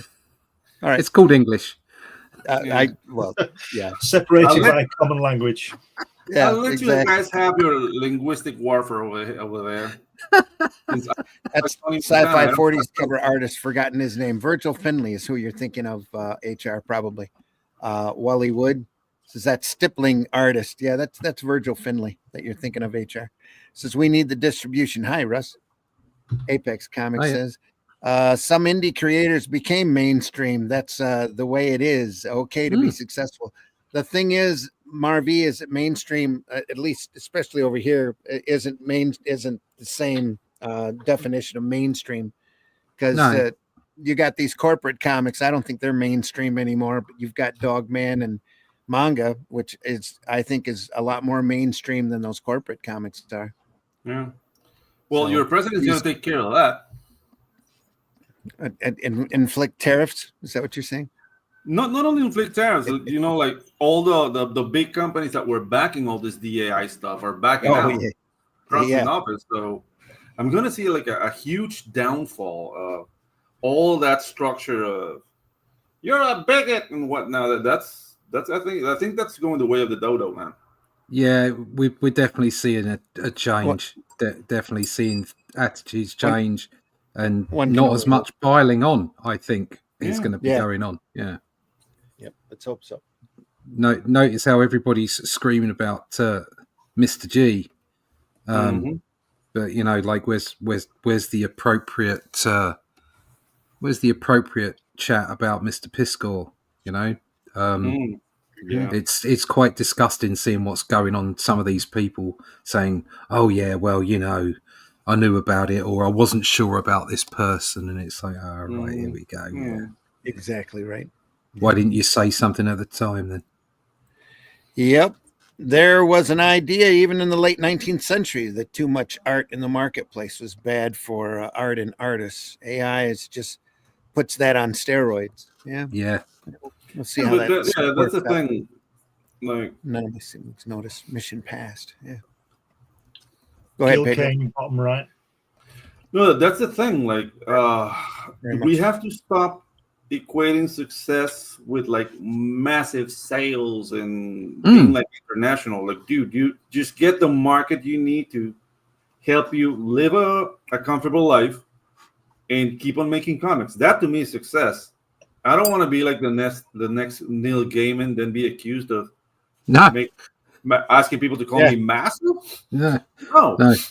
No, you're right. I mean, but I think it is scalable. So Yeah, for exactly. someone who works for, I don't know, I'm going to say it straight. I'm going to shoot from the hip. Okay, somebody who works for Marvel or DC. Okay, Yeah. and their book only sells 5 or 10,000, and then says, yeah, but success isn't about how many units you sell. Oh, Okay, yeah. it's full of it. Absolutely exactly. full of it, because you've got a massive corporates behind you. You should be selling. You should be creating good quality content that people want to buy. Okay, and Yeah. you should be selling lots. You can't look at, one of those creators can't turn around to one of us and say, oh, you only sold 500 books, so that's not successful. It's like, well, it is for us, because we don't have Mr. Disney behind us or anybody else, or those massive people. And of course, it's all weighted against us. It has been for a long time. Diamond, has some serious issues as far as, people in the green area or whatever it was. And, they didn't help independence really, especially recently. They didn't help. They didn't help the market or the art form. Period. No. So it's been weighted against the independent for an awful long time now. If for nothing else, about complexities of scale and exactly what we were saying about getting your message out. So yes, you're absolutely right. Success shouldn't be measured on whether you've sold 1 million or whether you've sold 500. It's If all it relative, works for isn't it? you, it's exactly, Glenn. It's relative. But I don't want someone from a massive company with all that stuff behind them, with a recognizable character and IP, turning around and saying, "Oh well, success isn't about how many you sell." Well, it is in your case. Because it's a different kettle of fish. Yeah, exactly. It's a different point. Like, the excuses are not for me. The excuses are for the company you work for, because you make a promise that you're going to deliver as an artist and begin big sales. They don't care about your art; they care about big sales. So don't come to me as an indie artist and say I sold as much comics as you did. Our situations are different, sir. And you discussing with me is completely moot, because you're going to get fired. Yeah, and I'm not. Yeah. So, but the point being is, it's that that the other aspect of that, and I think is something is very similar, is talking about what fans want. And a lot of creatives will say, "Don't make anything for fans." And I understand why they say that, because what they're trying to do is trailblaze. They're trying to make things happen. Okay. Yeah. But at the same time, when we go up in scale, if you've been put in charge of something, so for instance, if I'm going to come out with a completely new IP, I shouldn't listen to fans. I should be focused in what I'm doing and come up with something new and create something that fans want to like. Okay. Yeah. But if you've just been assigned Batman, you must listen to fans.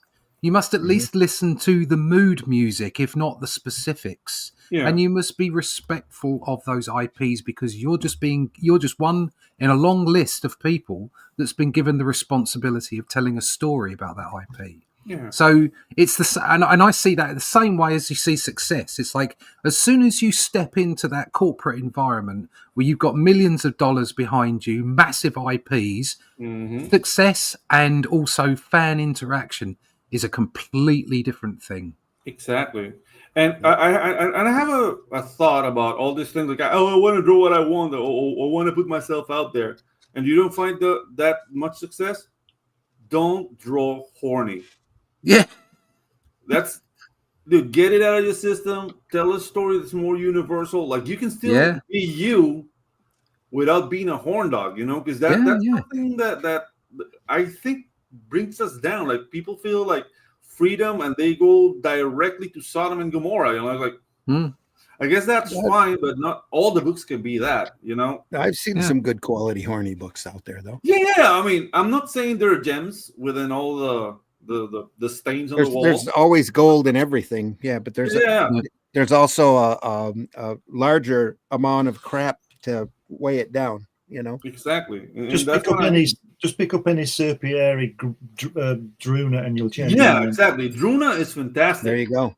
Yep. And I'm not bashing Druna, but sometimes you pick up a book and they drew it with one hand on. Oh yeah, absolutely.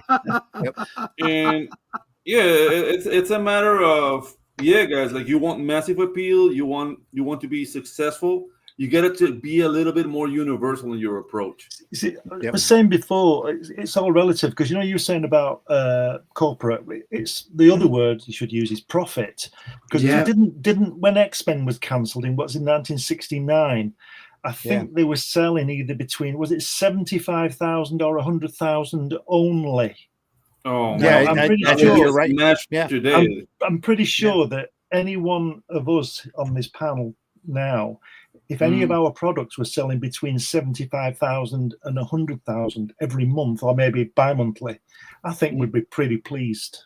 I wouldn't be here.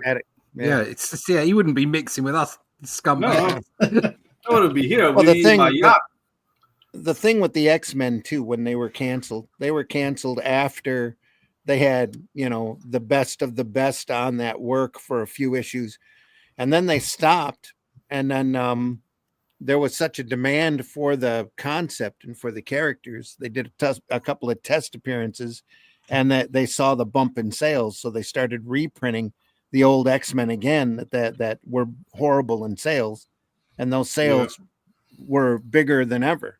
But the Werner Roth reprints out there were selling almost more than what they were originally.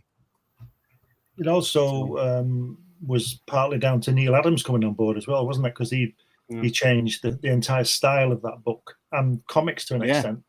Yeah, I mean, there's a thing to be said about being ahead of your time, and I think the X-Men suffered from that. Like the concept was way ahead of its time because you're like children of the atom, and and nuclear. And I mean, even in the 80s when I was in school, nuclear power and nuclear bombs sounded like witchcraft. So I couldn't imagine how people viewed that whole like. I don't know, like it should be a little bit upsetting. No, you guys were young strapping young lads at that time. Like, do you remember that? How were they seen? What like that rejection came from where, or that apprehension to get into it? Well, when I first stumbled across the X-Men, they were in a guest appearance in Captain America, Cyclops and Xavier and Ms. Marvel Girl.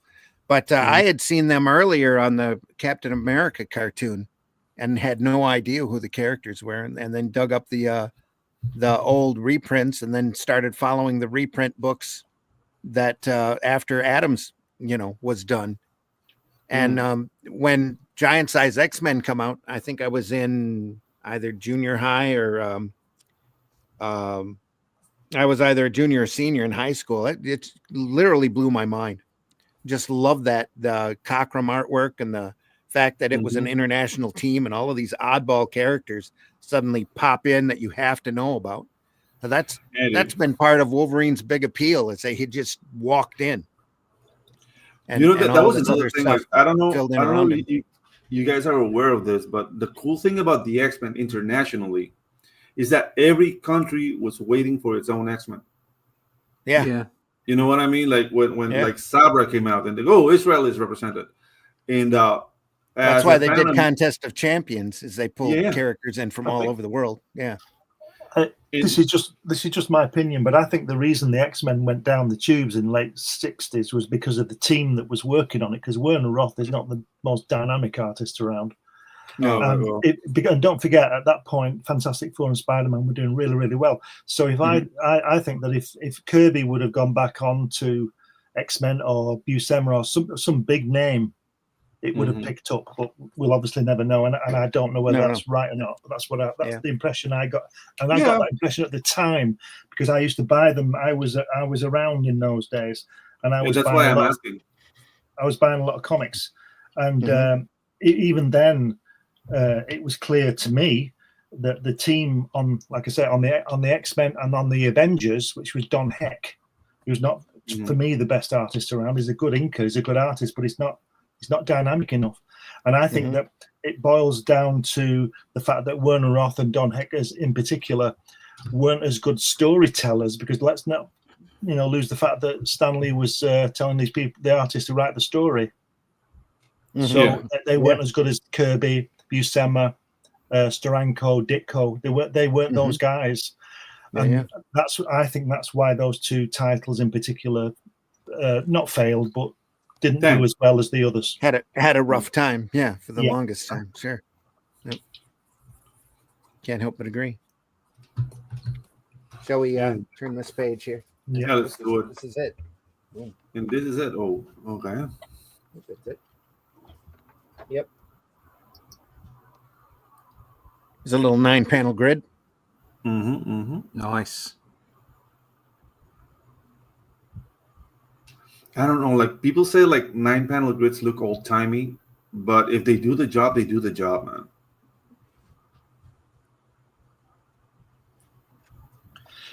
Look at the 8th panel with the girl in the bed with the linen or whatever is above her head. Yeah, the drapery above her head. And then look at the panel to the right, at the last panel, and there's hardly any detail in that panel. Yeah, there's so much in that, and then none in that one. It's just incredible the way, but it works. It melts together, thing, isn't it? If it works, it works. It's doing its job. Yeah, absolutely. You see, I love what Glenn gets scientific. If it works, it works. Shut up. The Andes can be in Ecuador if you want. Yeah. Idea. I'm just trying to catch up to the chat here. Thanks to everybody in the chat. Appreciate you. And none of the siblings noticed. Mission passed. Good point on the new artists and old properties. They have a responsibility to the original, even if they want to trailblaze. Absolutely. 100%. I think that's why J.K. Rowling was so involved with Terry Barry Trotter, so Hollywood wouldn't deviate away from the books. Yeah, that's yep. He's not called Barry Trotter. Whatever he's Harry Plopper. Harry Potter would have died, and Harmony. Harmony. Harmony. Oh, dude! Like, have you seen like the AI? Hermione would have been impregnated by the devil kid, by the evil kid. Yeah. Dude, have you seen the trailer of the North Korean Harry Potter? No. What? This came to me, Malfoy. There's an AI trailer of like the North Korean version of Harry Potter, and he's like riding a missile, and they have like a Korean redheaded kid who's supposed to be Ron. And then you have like a peasant, like short with big ears, who's supposed to be Dobby. Like, dude, I'm rolling on the floor watching that. That's the only way I can enjoy AI, when people go like evil. There's so much of that crazy stuff out there. I hate to share it because it's just encouraging more AI use. Yeah, exactly. But dude, like there are gems in everything, just like you said. But the thing is, like, as long as they don't confuse that with what we do, I'm cool. There you go. Like you can be an AI. You can even call yourself an AI artist. I don't care. Just don't say like I can make a comic book too. No, you can make an AI comic. That's fine. That water damage working here. Yeah, water damage. Wow, dude. Yep. This book in itself is a story. There's Russell. Yeah. It's Russell himself. If you look on the previous page, you've got why I think art is so good that the viewer can put a lot on it. For instance, those last 4 panels, I get Hakusai from that. Japanese artist from 1850 or something. Yeah. Yes, now I'm not saying that's what it is, but that's what I see, and that's what the great thing about art is that people can put what they want onto it. It's very subjective. Yeah. Yep. It's all up for interpretation. That's the fun of the art. Yeah. Yep. Where do we leave off here? It must be a CGI book. It's unfinished. Oh, snap. I went there. Ouch. Tim Olson in the Ouch. house. Thanks, Tim. Caleb Reynolds says, hi, Rex. Hail in chat, the chat and panel. Hail, What's up, Caleb. Caleb? Thanks for stopping by. Spider Ham. Tim Olson says, yeah. Thank you. Thanks for the Hey, good to discussion, you, guys. man. Best of luck in your creative endeavors. Yeah, thank you, B. Hey, thank you, man. It's awesome. Glad you're here. You're going to have to tell me how to pronounce that if you have a pronunciation for it. More than likely, he doesn't, and he just likes to watch people struggle. I think so. Yeah. And then we have this great last page here in color. Look at that. Oh, dude. Marvy says, when it comes to comics, that's watercolor, not water damage. There you are. Thanks. Yeah.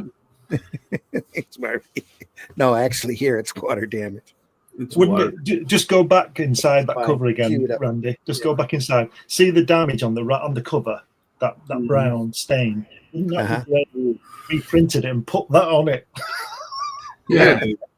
Yeah, you always wanna print the brown stains. Just keep them around. It usually takes a lot of whiteout. I usually have sometimes I've inked in the past and have had coffee rings on artwork that I've had to get rid of. Yeah. The photograph shade of brown. Yeah. The photograph at the top there, is that right? Who's the guy poking his head through? It's a ghost poking his head through the wall. Dude, That's a mirror. That's No, a mirror. no. The guy with the dark glasses on. Oh, yeah, here. it's supposed to be like a bust. And what's that in front of it?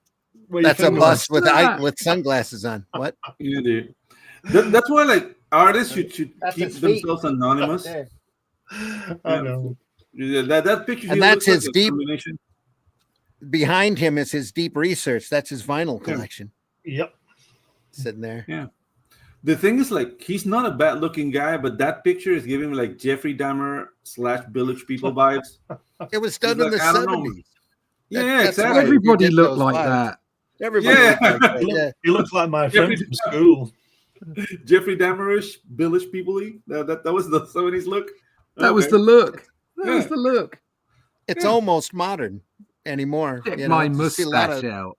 Yeah, a lot like of guys wearing that 70s porn stash nowadays. Yeah, the porn stepdad mustache. That's yeah. That Made does it for popular people. by Harry Reams way back in the Yeah. when Could you those imagine films were considered art and shown in art theaters, art houses. Mm. Yeah. Go ahead. No, I'm not going to say it.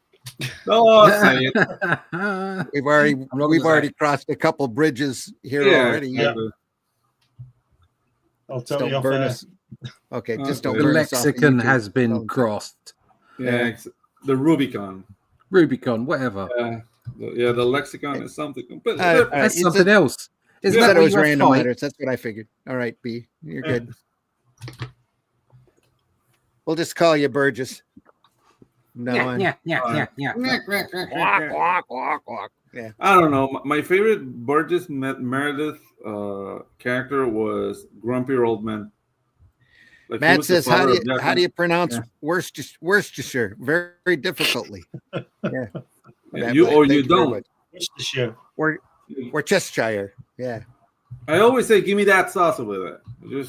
I don't Give me even the bother. sauce. Give me the The sauce. stuff that's not soy sauce. Yeah, that stuff. Yeah, Yeah, sir, there you that go. one. Yeah. That's Give me the sauce, baby. I know the way you work. yeah. Worst mustache is the pencil thin one. Oh yeah. Oh yeah, dude. That Snidely means you- Whiplash mustache. Yeah. Yeah. Yeah.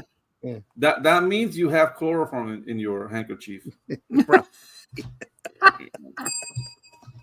And a top hat back home and a black Yeah. cloak. Yeah.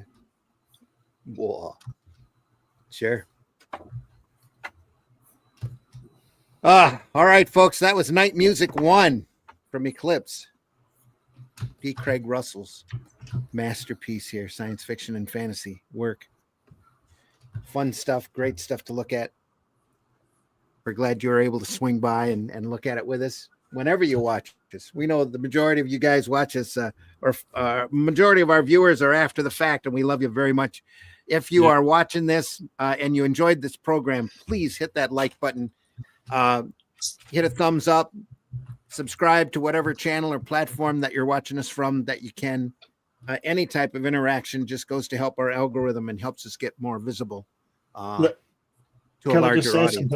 Can I just say something about this cover? It's a great example of how to kern in typesetting, because if you look at the bottom, it says introduction by Steranko.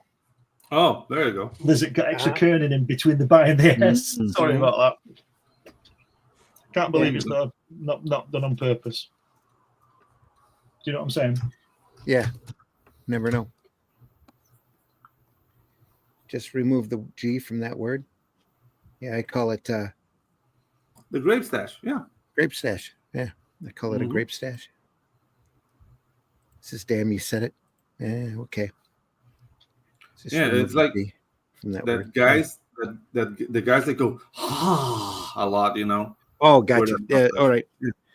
Finally got what you were saying, Tim. Sorry. Slow on the uptake. Next Sunday, folks, we're going to be looking at a personal favorite.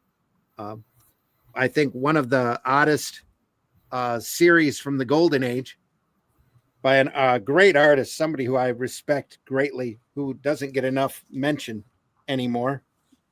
It's a science fiction series that, in order to describe it, is almost the same as trying to explain curling to Pedro.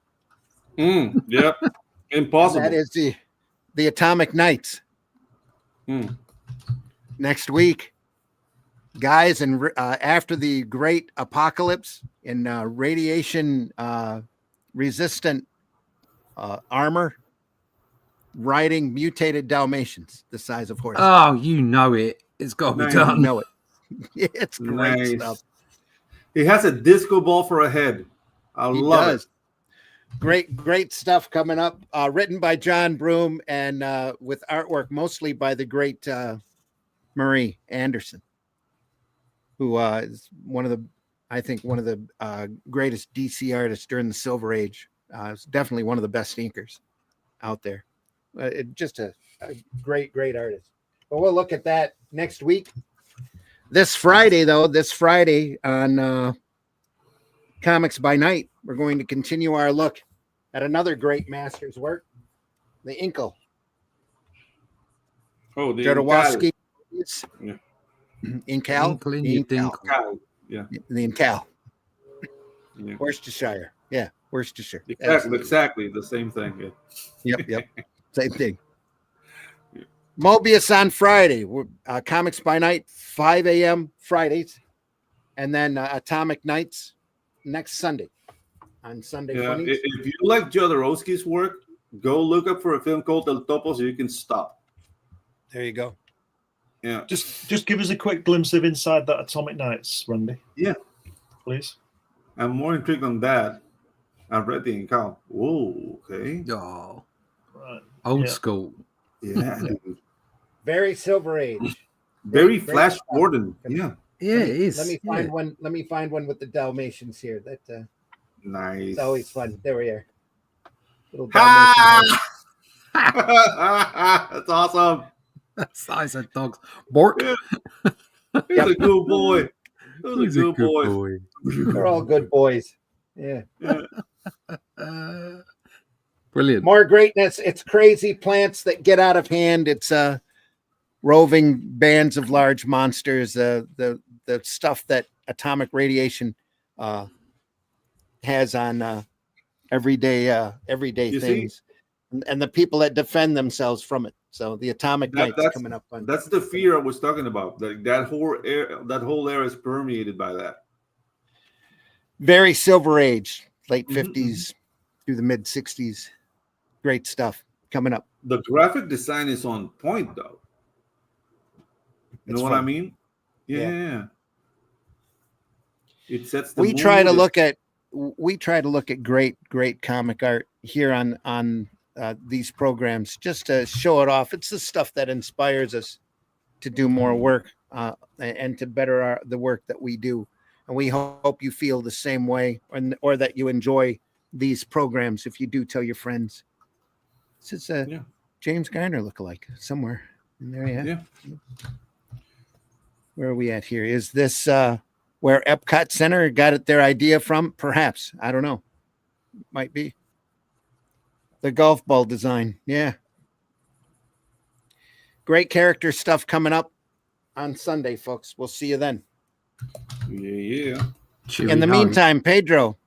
What's up? Go ahead, Russ. You were saying? You said something? No. Nothing. All right. Pedro, tell folks how they can find you. Oh, okay. You can find me at X as N Gila with N, only the letter N, and Gila, Guila. And you can also follow me. I finally done it, folks. If you want to learn how to animate by somebody who sounds like Tony Montana, join the Pedro Ang channel on YouTube. And the first class is up. I teach you there how to do the bouncing ball and the bowling ball every Tuesday at 6:30 p.m. I'm gonna be doing classes. I might do it on Thursdays too. Next class is the blade of grass, which teaches you how to do overlapping action and follow through. So yeah, if you ever wanted to be an animator or know somebody who wants to learn how to animate, send it my way. This face over here, Pedro Ang at YouTube. Okay. Russ, tell folks how they can find you. If you can. Yeah, you can find me at russleach.com. Go and get yourself signed up to the email list so that you can get yourself a copy of the Atlantean. It's out on Amazon. It's over on Critical Blast, Walmart, Barnes and Noble. It's all out there. Go buy yourself a copy. People are really loving it. We're really pleased with what people are saying about it. Issue 2 is on the board right now, and it's definitely an improvement on 1. 1 was great. Everybody loved it. Great reviews, but I feel that we've trumped it with this second one. Trump, just in case any of you out there are now getting a bit of syndrome. But we've trumped it, and it's going to be an improvement, on that. And that's what we aim to do every time. We aim to bring a better story, better art, better everything. It's got a fantastic cover by Ink Spots. I've found another artist to do the issue, to do the rendering over my pencils for issue 3. So everything's going absolutely spiffingly well. You want to find out how it's going on, I'll be dropping little bits of art production and what have you into the newsletters. And also the links, obviously, every time, so you can go get yourself a copy as well. Go to russleach.com, sign up for that email list, and follow us there. Shit my pants. Glenn, tell folks how they can find you. You can find me on this show on Sundays and Fridays with Randy and Russ and other people. But mainly get my stuff on Amazon. If you go there, I've got 12 books in print, science fiction books, Kennedy assassination, children's books, science fiction. Did I say that? All sorts of things. Got 12 books on there. If you go to Fund My Comic, you'll be able to get a copy of that. Hatch, annotated, my character Hatch. And just Google my name and something will appear. There you are. Yeah. And folks, I've been your host, Randy Zimmerman. I'm running Shotgun over Arrow Comics at the moment. The Atlantean is available just about anywhere that books are sold. If your book, your local bookstore orders through the Ingram system, it is available through that. Get the Shadow Kingdom and the Atlantean both. Or better still, wait for our campaign for Atlantean 2 coming out in March, and order. We will be offering Atlantean 1 and the Shadow Kingdom available inside that campaign as well. So you can get all 3 books at once. So all of them are great reads. They're all meant to be read individually. And we're very proud of that work. Russ is just knocking the artwork out of the park for number 2, and I can't wait to see it done. So number 3 is in the typewriter right now, and I'm working on the script for that as we go along. So hopefully that'll be in Russ's hand before number 2 is done. So, woohoo. Yeah.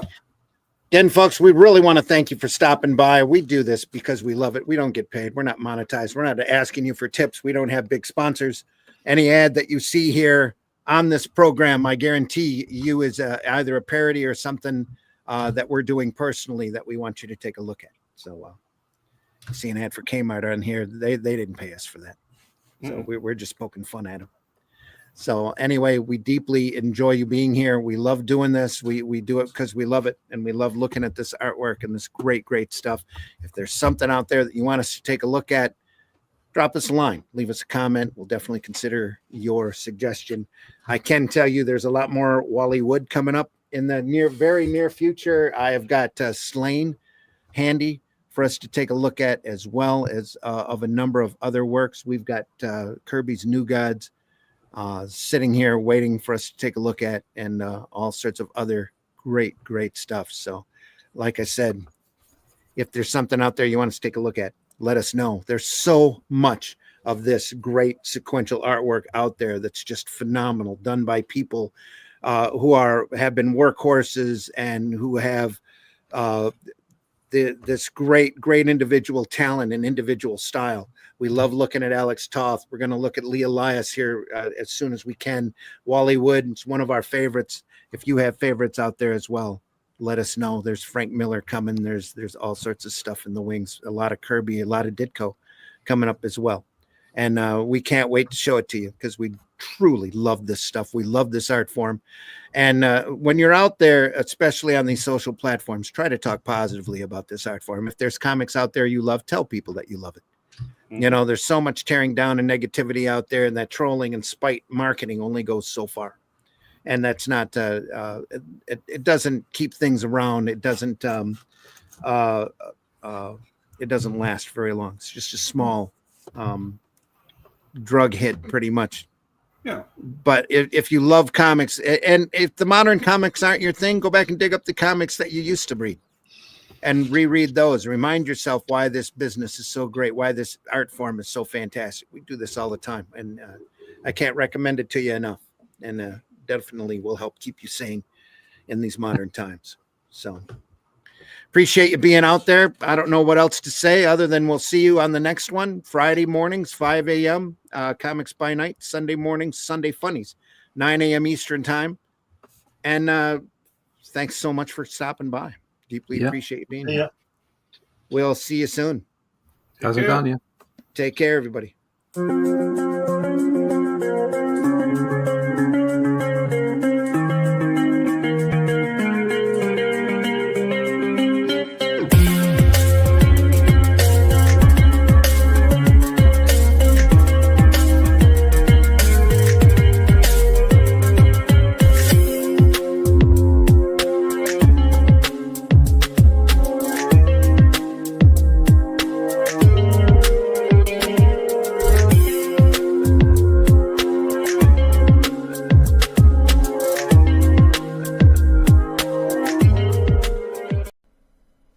Everybody's entitled to be an idiot.